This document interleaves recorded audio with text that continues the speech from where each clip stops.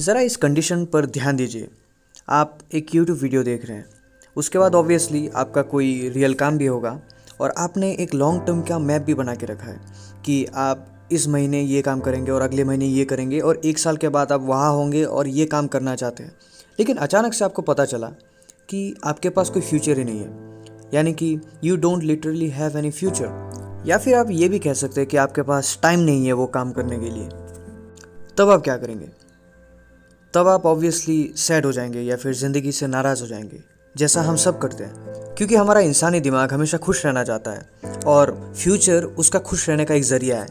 हमारा दिमाग हमको ये सोचने पे मजबूर करता है कि हम और ज़्यादा सोचें उस काम के बारे में जो हम करना चाहते हैं, या फिर उस छोटे से छूटे हुए इच्छा के बारे में जो हम बाद में पूरा करना चाहते हैं, बाद में। तो जो मैं कहना चाहता हूँ वो ये है कि हम हर काम को टाल देते हैं ये कहते हुए कि हम उसको बाद में पूरा करेंगे या फिर हम उसको बाद में पूरा करना चाहते हैं और हमारे पास बहुत टाइम है ये करने के लिए। और केवल यही सोच के हम अपने अंदर एक मोमेंटरी हैप्पीनेस जनरेट कर लेते हैं, ये सोच के कि बाद में हम सब कुछ कर लेंगे और अभी हमें कुछ करने की ज़रूरत नहीं है। और यही मोमेंटरी हैप्पीनेस वो चीज़ होती है जो हमको हमेशा पीछे खींचती है और हमें ज़िंदगी में आगे नहीं बढ़ने देती, क्योंकि हम वही के वही रह जाते हैं अपनी सारी ज़िंदगी।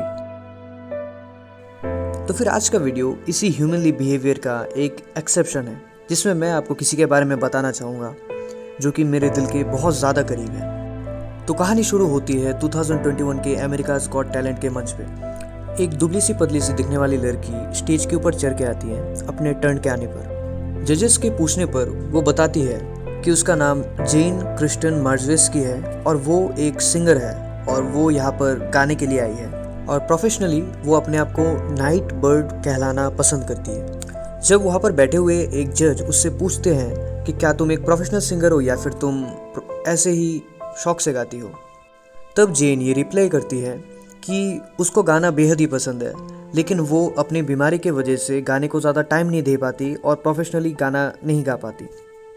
दरअसल जेन को टर्मिनल कैंसर होता है और उसके बॉडी के कई पार्ट्स पे ये कैंसर फैल चुका होता है, यहाँ तक कि उसके लंग्स पे भी कैंसर होता है, जिसकी वजह से वो अपने फुल पोटेंशियल पे नहीं गा पाती। ये सब सुन के जजेस बहुत ज़्यादा इमोशनल हो जाते हैं, लेकिन जेन अपने कंडीशन को लेके बहुत ज़्यादा स्ट्रॉन्ग थी, क्योंकि जेन अपने आप को हमेशा एक नॉर्मल ह्यूमन बीइंग जैसे ही ट्रीट करती थी और वो अपने कंडीशन को लेके भी बहुत ज़्यादा स्ट्रॉन्ग थी। वो बिल्कुल भी नाराज़ नहीं थी अपनी लाइफ से, क्योंकि वो हर एक मोमेंट को जी रही थी। उसका मानना था कि वो एक आम इंसान ही है, बस उसके पास टाइम थोड़ा कम है, तो वो अपने हर काम को फ्यूचर के लिए बचा नहीं सकती थी और उसको अपने फ्यूचर को भी अपने प्रेजेंट में ही जीना पड़ेगा, क्योंकि लिटरली उसके पास कोई फ्यूचर है ही नहीं। वो आगे का सोच के जी ही नहीं सकेगी, उसको प्रेजेंट में ही रहना पड़ेगा। उसके इन सब बातों से सबको ये बड़े आराम से पता लग गया था कि वो कितनी ज़्यादा स्ट्रॉन्ग है और वो अपने फेट को लेके कितनी ज़्यादा नॉर्मल है। और उसके बाद जेन गाना गाना चालू करती है। उसकी आवाज़ में इतनी मिठास थी कि सब लोग उसके दीवाने हो जाते हैं। उसने अपना खुद का एक गाना लिखा था जिसको वो स्टेज पे गा रही थी और उस गाने के बोल इतने सुंदर थे और इतने प्रैक्टिकल थे कि सब लोग उस गाने के दीवाने हो जाते हैं। गाना ख़त्म होते ही जज ने गोल्डन बजर बटन दबा दिया, जिससे कि वो डायरेक्ट सेमीफाइनल तक पहुंच जाती है।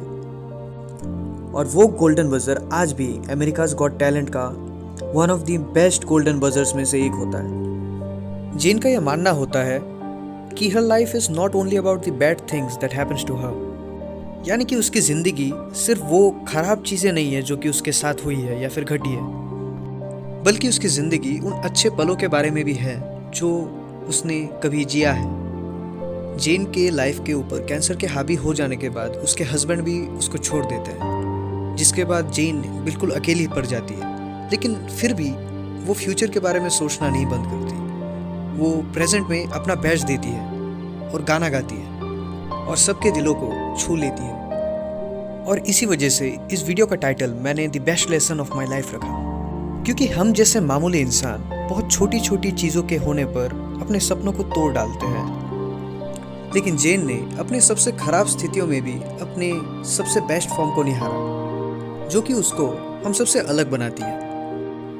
जेन वाकई में अपने नाम की तरह एक नाइट बर्ड है, जो कि अंधेरे में भी अपने पंखों को फैलाकर उड़ना जानती है और इतने ऊंचाई में उड़ती है कि सारी दुनिया देखती रह जाती है। जेन हम सबके लिए एक टीचर है जो कि हमको सिखाती है कि हमारा फ्यूचर भी सब कुछ नहीं होता, हमारा पास्ट भी कुछ नहीं होता। हमें जीना चाहिए तो प्रेजेंट में जीना चाहिए और प्रेजेंट में हमें अपना बेस्ट देना चाहिए। वेरी रिसेंटली, कुछ दिनों पहले हमें जेन के फैमिली से एक बहुत ही ज़्यादा ख़राब न्यूज़ मिलता है कि जेन इस दुनिया में और नहीं रही।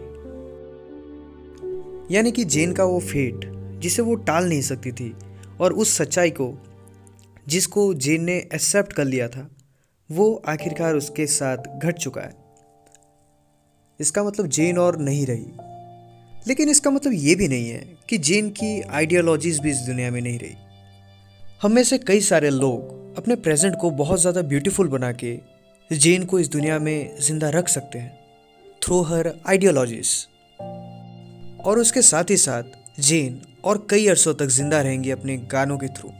वो सुंदर सुंदर गाने जो उसने कभी गाए थे वो और भी कई सालों तक बजते रहेंगे लोगों के दिलों में, और लोग याद करते रहेंगे उस बहादुर जेन क्रिस्टियन मर्जेस्की को जिसने अंधेरे में अपने पंखों को फैलाया था।